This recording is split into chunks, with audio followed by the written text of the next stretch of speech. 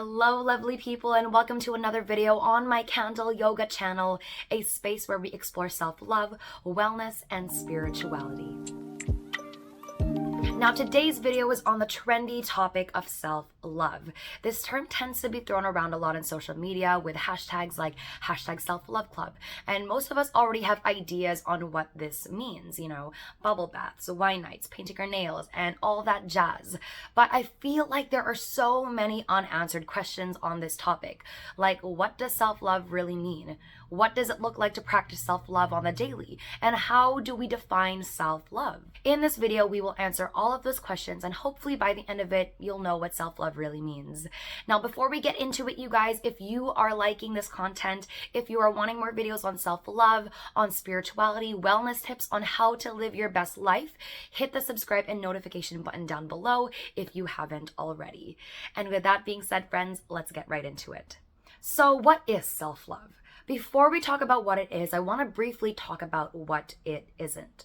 Again, most of us associate self-love with all the fun stuff, wine nights, taking yourself out to dinner, painting our nails, and all that fun stuff. However, self-love isn't a one and done kind of thing. You treat yourself to dinner once and then you're good, you're self-loving, the end. Psych Central defines self-love as accepting yourself fully, treating yourself with kindness and respect, and nurturing your growth and well-being. Now, I want to break this definition down into two parts. And the first part is self-love means loving and accepting yourself fully and where you're at. In our society, we tend to selectively value or only love certain aspects of ourselves. We tend to only value ourselves when we're on a high, when we're high motivation, when we're high productivity, when we're feeling confident and all things are good. However, self-love means loving yourself and treating yourself with compassion on your low days as much as your highs. And when talking about self-love to people, I like to use the analogy of marriage vows. Traditional marriage vows go something like, I take so-and-so as my lawfully wedded partner from this day forward to love them for better or for worse, for richer, for poor, in sickness or in health, and so on. In marriage ceremonies, we vow to love our partner in all seasons of their life, because as humans, we inevitably go through all seasons. And self-love, like marriage vows, means vowing to love yourself in all seasons of your life. Self-love means taking marriage vows, but to yourself. It means loving and taking care of yourself wherever you're at, in sickness or in health, for richer or for poorer, in insecurity or in confidence. No matter how tired or how motivated you feel, self-love means loving yourself there.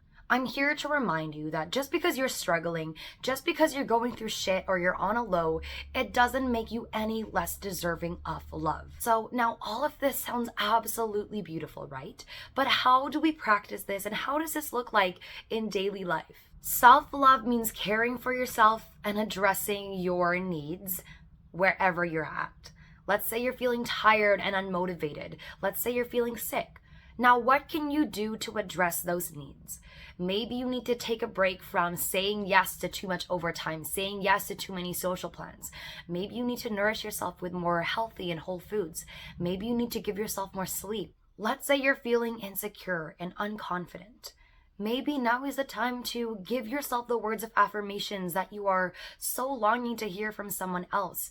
Journal them. Go on YouTube and listen to some free positive affirmation. Tell yourself you're beautiful, you are loved, and everything else that you are longing to hear from someone else. If you find yourself on a low, instead of resisting it or seeing it as bad, I invite you to shift that perspective into seeing that there is an unmet need within you that needs to be fulfilled. We do not have to wait for others to fulfill our needs. Self-love means loving yourself like you would your greatest lover, fulfilling your desires and fulfilling your needs. The second aspect of self-love I want to talk about is living in your truth and nourishing your growth and well-being.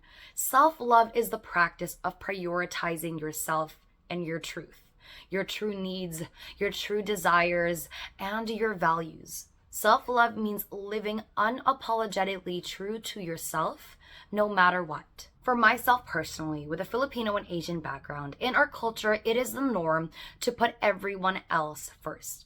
Parents, kids, partners, to be of service to everyone else even at the expense of our own well-being.